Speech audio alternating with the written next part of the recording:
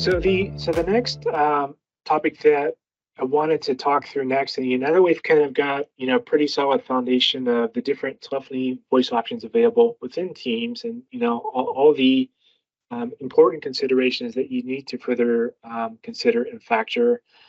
I wanted to briefly talk to next. A lot of the features and capabilities that we've recently brought to light. As Don mentioned earlier, Teams as a service is evergreen, meaning that we're continuing to innovate and add additional features along the way. So first, I wanted to do a quick recap of some of those recent innovations, and then second to that, highlight some of the key focus areas that we're also working through and part of some of the future forthcoming experiences instead.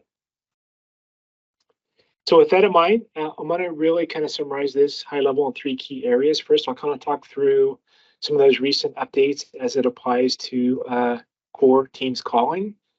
Second, I'll briefly then talk through some of those equally aligned updates, what that means from an administrative perspective. And then thirdly, we'll summarize with what some of those future experiences are tracking towards to enhance that calling experience going forward instead.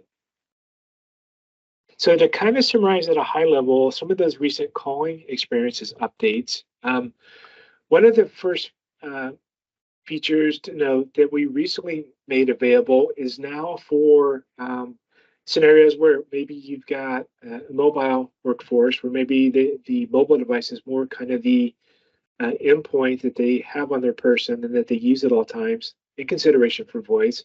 Is there's now a shared device license available specific to Android, where you can make use of a common identity. So think about maybe persons that are shift based, maybe for a particular area or for a particular business group, where this helps you simplify the licensing needed on that Android mobile device, but providing the a simplified both calling and push to talk capability that is really targeted for those flexible mobile workforce scenarios instead. So the key here is that with the shared device license now as an option, again, specific to Android devices, those users now have an option where when assigned, they'll have access to two apps within Teams. It's the Calls app, which allows them to obviously place receive calls, interact with call queues, auto attendance, other voicemail services, etc. But then second to that, it'll be a streamlined interface to also provide direct accessibility to the what we call walkie-talkie app to support that instant push-to-talk capability instead.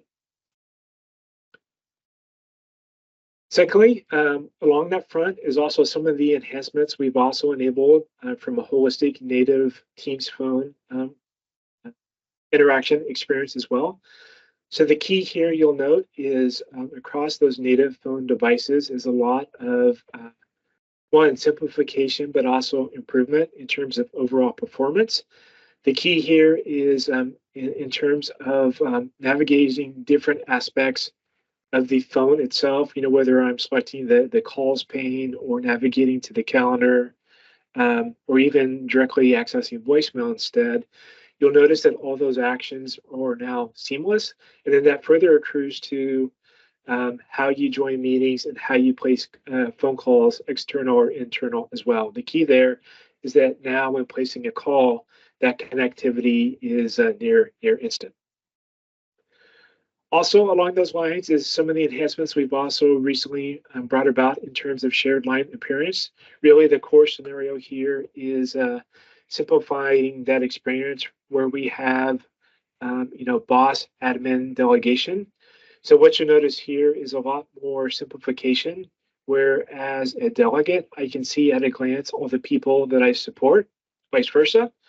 And then more broader from a desktop client perspective, there's now a tabbed view per each delegate that you support, where you can actively see the calls that executive may have in flight. You will also now have an option where you can directly take over those calls and interact if needed, but then further, you can see the broader direct call history as well. So the key there is a lot more simplification, granularity, and flexibility to support those specific boss admin delegation needs.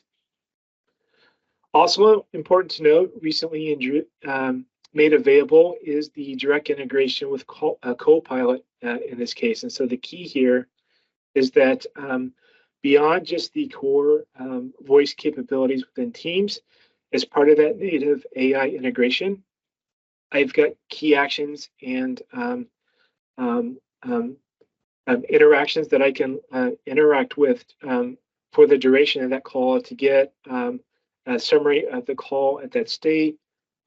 Those could either be pre-canned or I can leverage pre-hoc instead. And then what's also great about this is consider the case where I've got a summary of my call.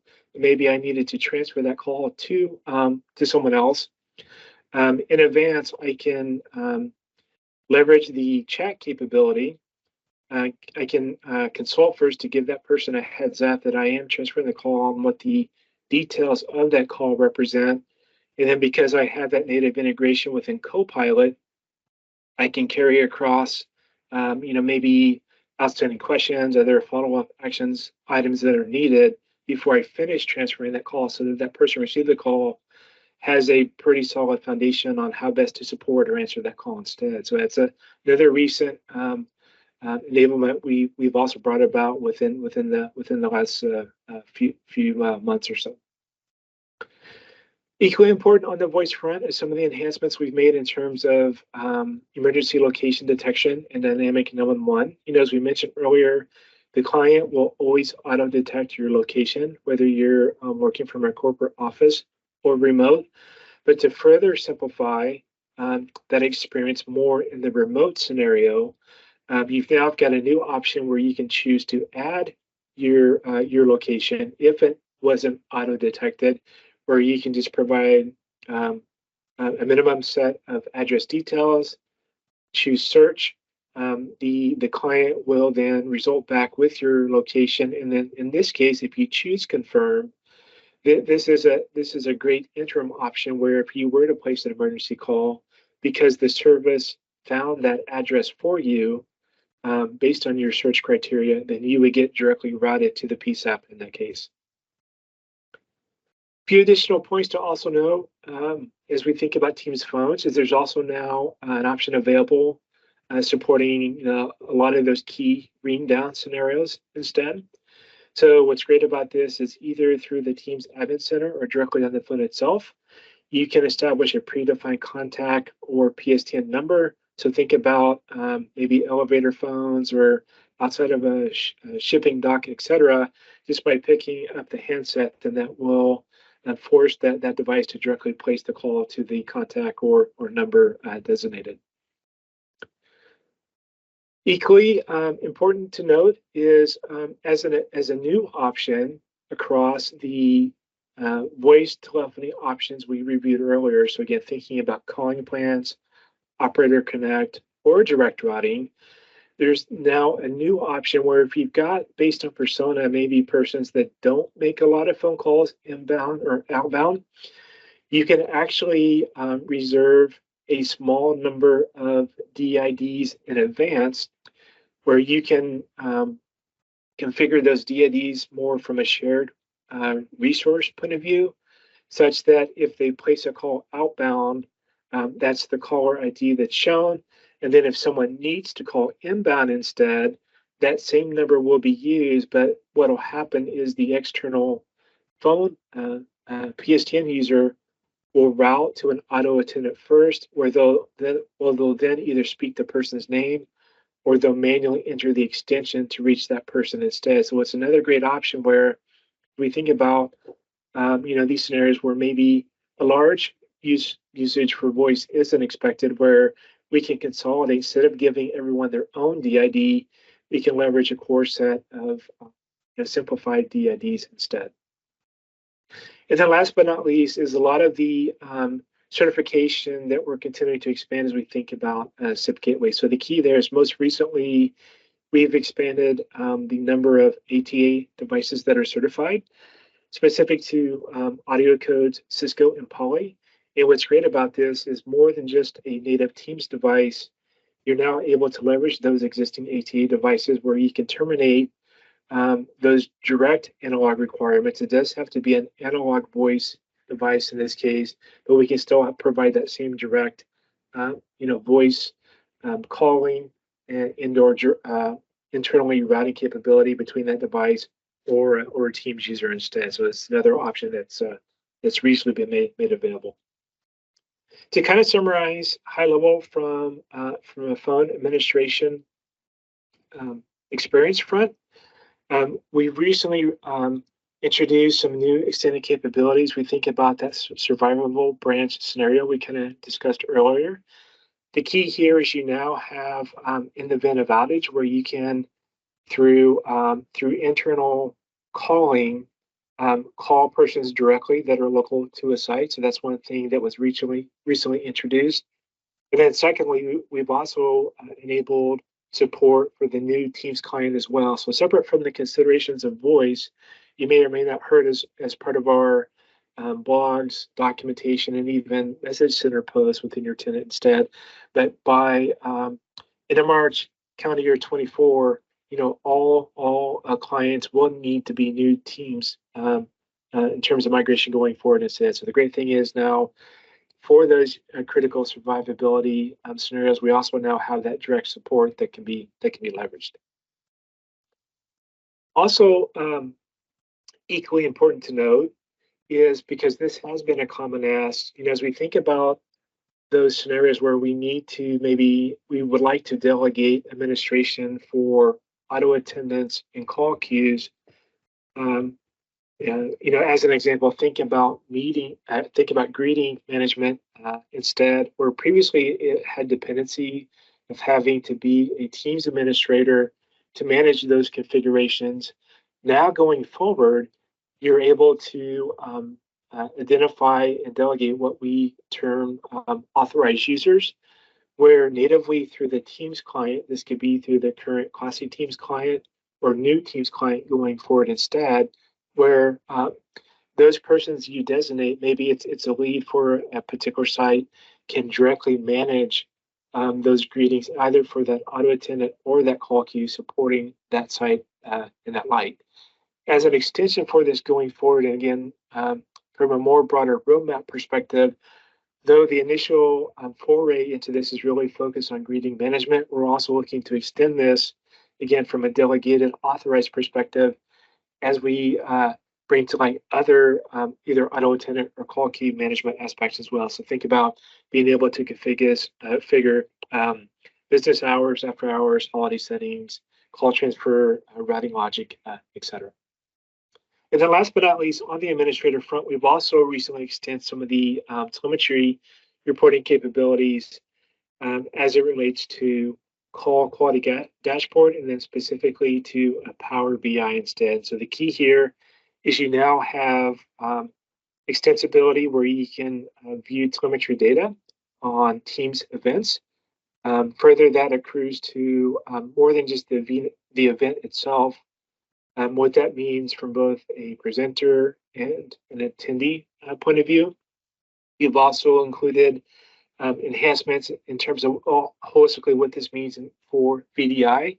So think about those scenarios where it's shared desktop, AVD, Citrix, VMware, et cetera, where maybe Teams calling meeting or maybe used instead.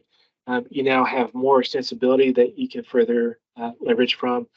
And then last but not least, there's also now a new report available where you can track new Teams usage across your environment, which can be impactful as you look to plan and finalize, what your transition plan will be, as I mentioned earlier, where all endpoints will need to be migrated to the new Teams client by end of March calendar year 24. And then lastly, just to summarize briefly, we'll kind of then walk through some of those future experiences that we're kind of working through getting queued up next. So one of the first aspects to that is this private line capability. We're looking to have this deployed going by in the calendar year, early calendar year 24 at the latest. What's great about this is more than just the default number assigned to the user, you'll have a secondary private line that can be leveraged instead. You can keep that kept internally, not made available publicly. And what's great about that is that serves as a secondary number to receive and process only inbound calls for prioritization if required. Also important to note is a new capability that we're soon going to be making available going into calendar year 24 as well. And this has to do with enabling Teams phone click to call as part of a website application experience. So think about the customers you serve. If they have a question based on a certain topic or area of the site, directly through the power of Teams and Teams Voice specifically, they could directly get connected with the teams or agents supporting. And then because it is native to Teams, they can easily extend that as part of that more broader collaboration experience. And then also important to note as we think about Teams voice capability are some of the new predefined offerings that we're making available to meet those unique requirements, both regulatory and compliance, as we think about locations within India. So the key here is we have an initial list of partners that we're going to be going to market with first. Each of these will have their own unique solution as an option that customers can select from. But what's really great about this is this will reduce and minimize and really simplify, a lot of the regulatory and compliance planning that has to be accounted for upfront. Where again, you can just consume the service and have that, directly integrated through Teams instead. And then last but not least is just expansion from that Teams phone mobile perspective as well. And so really the key here, as we mentioned earlier, based on the country that you would like to leverage Teams mobile services as a start. We've got core coverage across Canada, UK, US, a few key countries in EMEA, but then going forward into calendar year 24, we're looking to expand that focus on EMEA, and then we are also continuing to evaluate some of those additional markets and/or opportunity for other mobile carriers to follow. And with that, that is my last slide in terms of roadmap.